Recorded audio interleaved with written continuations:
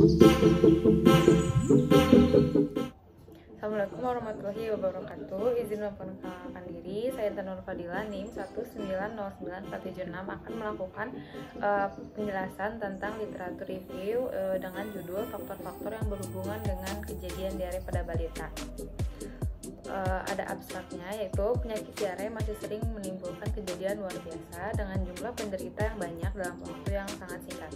Di Kabupaten Oku, diare masih menjadi 5 penyakit terbanyak. Salah satunya adalah Kelurahan Saung Naga dengan jumlah angka kunjungan diare pada balita pada tahun 2013 ada sebanyak 159 atau 18,8%.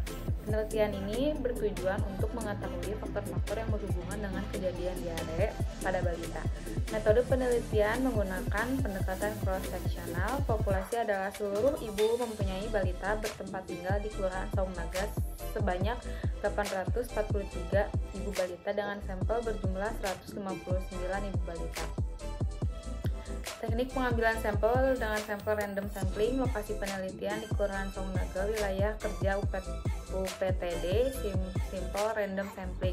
Lokasi penelitian di Kelurahan Saung Naga, wilayah kerja UPTD, Puskesmas Tanjung Agung, Watu Raja adalah yang dilaksanakan pada bulan Februari sampai dengan April 2014. Analisis dengan data Chi-square. Hasil penelitian diketahui ada hubungan antara informasi kesehatan dengan kejadian diare atau p-value 0,001. Ada hubungan cara pemberian makan dengan kejadian diare, p-value-nya 0,001. Ada hubungan antara kesejahteraan jamban, p-value-nya sama, dan yang terakhir ada hubungan antara penyediaan air bersih dengan kejadian diare. Kata kuncinya diare, balita, dan informasi kesehatan. Ada pendahuluan. Penyakit diare masih sering menimbulkan kejadian luar biasa atau KLB dengan jumlah penderita yang banyak dalam waktu yang singkat. Namun dengan tata laksana diare yang tepat dan bermutu, kematian dapat ditekan seminimal mungkin. Diare merupakan penyebab kedua terbesar kematian balita di dunia. Penyakit ini bisa dicegah dan diobati. Menurut data World Health Organization atau WHO, ada sekitar 4 miliar kasus diare akut setiap tahun dengan mortalitas 3-4 juta per tahun miliar kasus setiap tahunnya. Diare seringkali dianggap sebagai masalah yang sepele, padahal di tingkat global dan nasional fakta menunjukkan sebaliknya. Sedangkan berdasarkan profil kesehatan Indonesia 2003, penyakit diare menempati urutan kelima dari 10 penyakit utama pada pasien rawat jalan di rumah sakit dan menempati urutan pertama pada pasien rawat inap di rumah sakit. Berdasarkan fakta tahun 2003, terlihat bahwa frekuensi kejadian luar biasa atau KLB penyakit diare sebanyak 92 kasus dengan 3.865 orang penderita, 113 orang meninggal, dan case fatality rate atau CFR 2,92%. Penyakit diare sering menyerang bayi dan balita. Bila tidak diatasi lebih lanjut, akan menyebabkan dehidrasi yang mengakibatkan kematian. Data terakhir dari Departemen Kesehatan menunjukkan bahwa diare menjadi penyakit pembunuh kedua bayi di bawah 5 tahun atau balita di Indonesia setelah radang paru-paru atau pneumonia 4. Faktor-faktor penyebab diare akut pada balita ini adalah faktor lingkungan, tingkat pengetahuan ibu, sosial, ekonomi masyarakat, dan makanan atau minuman yang dikonsumsi. Menurut Russetno 2008. Menurut penelitian Hegel 2013, faktor-faktor risiko terjadinya diare per sistem yaitu bayi berusia kurang atau berat lahir rendah, bayi atau anak dengan malnutrisi, anak-anak dengan gangguan imunitas, riwayat infeksi saluran nafas, ibu berusia muda dengan pengalaman yang terbatas dalam merawat bayi, tingkat pendidikan dan pengetahuan ibu mengenai higienis, kesehatan gizi baik menyangkut ibu sendiri ataupun bayi, pengetahuan yang kurang, sikap dan perilaku dalam pemberian ASI, serta makanan pendamping ASI, pengenalan susu non ASI atau penggunaan susu botol, penggunaan pada diare akut yang tidak tuntas. Seorang yang menjadi sehat atau sakit akibat kebiasaan atau perilaku yang dilakukannya.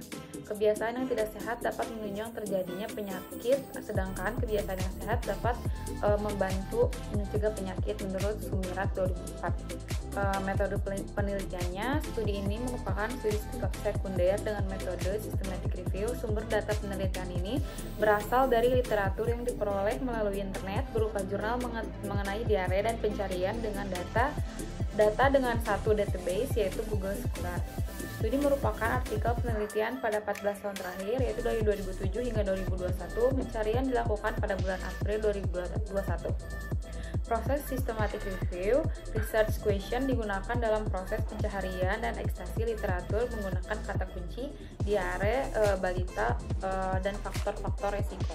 Yaitu ada hasil 5 jurnal. Yang pertama, nama penulisnya Nurul Utami 2016, judulnya yaitu faktor-faktor yang mempengaruhi kejadian diare pada anak.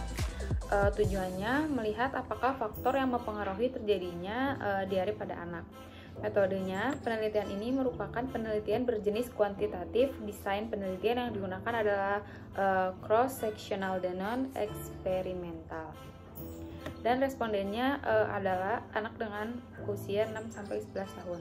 Hasilnya, berdasarkan hasil penelitian, ibu-ibu yang memiliki balita belum pernah mendapatkan informasi kesehatan sebanyak 85,4%. Hal ini dipengaruhi oleh faktor pendidikan, pengetahuan ibu yang rendah, serta pemahaman ibu terhadap informasi yang telah diberikan, sehingga masih banyak ibu yang tidak mengetahui hal-hal yang dapat menyebabkan diare pada balita. Yang kedua, ada jurnal penulisnya yaitu Vera Melianti 2016, judulnya yaitu faktor-faktor yang berhubungan dengan kejadian diare pada balita. Tujuannya yaitu melihat faktor yang berhubungan dengan kejadian diare. Metode yang digunakan dalam penelitian ini adalah dengan cross-sectional, variabel independen, dan variabel dependen. Pendekatan diteliti secara bersamaan.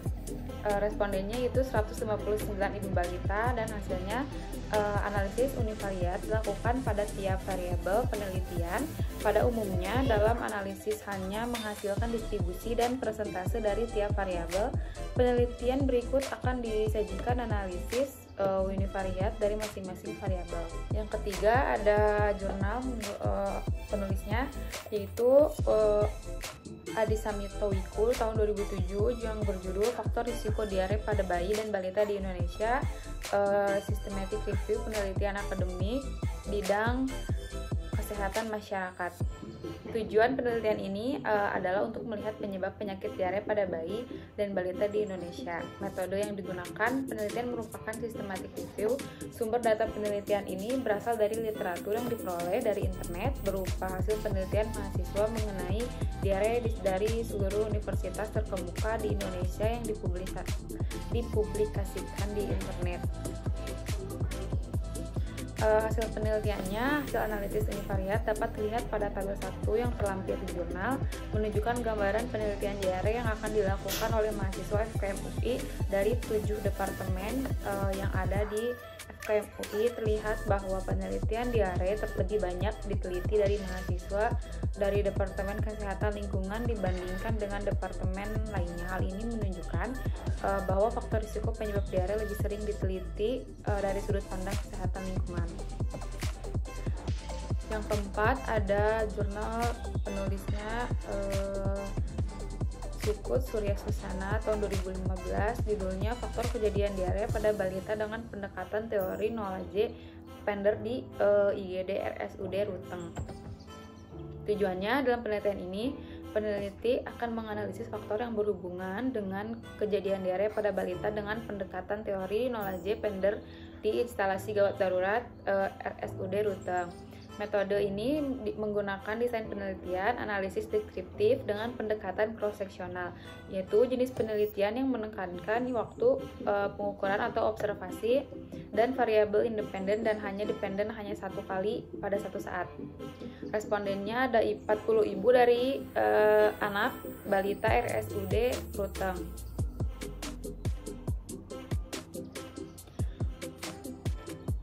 Yang kelima, ada jurnal Novi Olivia tahun 2018, judulnya Faktor-faktor yang berhubungan dengan kejadian diare pada balita di Puskesmas Tambelang.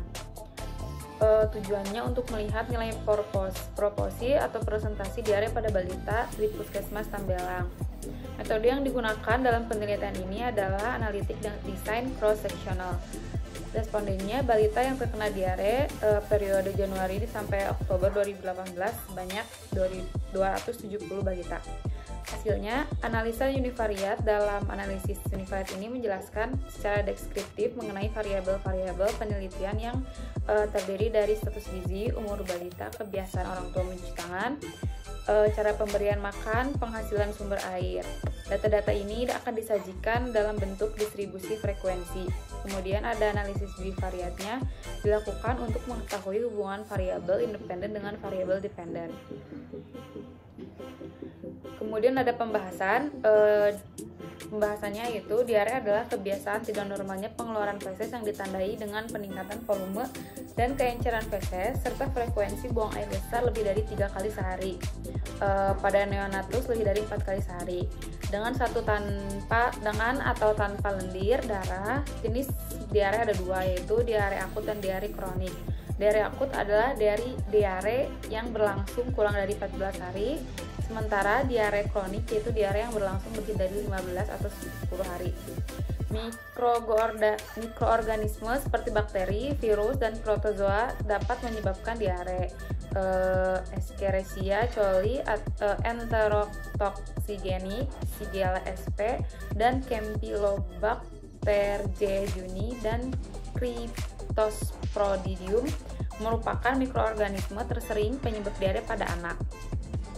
Virus atau bakteri dapat masuk ke dalam tubuh bersama makanan dan minuman. Virus atau bakteri tersebut akan sampai ke sel-sel epitel usus halus dan akan menyebabkan infeksi sehingga dapat merusak sel-sel epitel tersebut. Sel-sel epitel yang rusak akan digantikan oleh sel-sel epitel yang belum matang sehingga fungsi sel-sel epitel ini masih belum optimal. Selanjutnya, fili-fili usus halus mengalami atrofi yang mengakibatkan tidak terserapnya cairan dan makanan dengan baik. Cairan dan makanan yang tidak terserap akan berkumpul di usus halus dan tekanan osmotik usus akan meningkat. Hal ini menyebabkan banyak cairan ditarik ke dalam lemen usus. Cairan dan makanan yang tidak diserap tadi akan terdorong keluar melalui anus dan terjadilah diare. Dalam penyebaran penyakit diare anak yaitu pembuangan tinja dan sumber air minum. Pengelola tinja yang kurang diperhatikan disertai secepatnya pertambahan penduduk akan mempercepat penyebaran penyakit yang bersumber dari tinja dapat melalui berbagai macam cara, baik melalui air, tangan, maupun tanah yang terkontaminasi oleh tinja akan ditularkan lewat makanan dan minuman melalui vektor serangga yaitu lalat dan kecoa. Selain itu, dari halaman rumah yang becek karena buruknya saluran pembuangan air limbah atau spal memudahkan saluran diare terutama yang ditularkan oleh cacing dan parasit, membuat membuang sampah sembarangan akan menjadi faktor risiko timbulnya berbagai faktor bibit penyakit sehingga ada hubungan yang signifikan antara pembuangan sampah dengan kejadian diare pada anak. Kesimpulannya yaitu faktor risiko penyebab diare yang paling banyak diteliti adalah faktor lingkungan. Faktor lingkungan ini berkaitan dengan sanitasi meliputi sarana air bersih atau SAB, jamban, kualitas lingkungan yang kotor, saluran pembuangan air limbah, dan kondisi rumah. Faktor lingkungan yang paling banyak diteliti adalah aspek sarana air bersih dan jamban. Untuk sarana air bersih, rata-rata ODD rasionya atau OR jenis SAB sebesar 3,19 dan rata-rata OR-nya pencemaran SAB sebesar 7,89. Sedangkan untuk jamban, rata-rata OR kepemilikan jamban sebesar 3,3,2.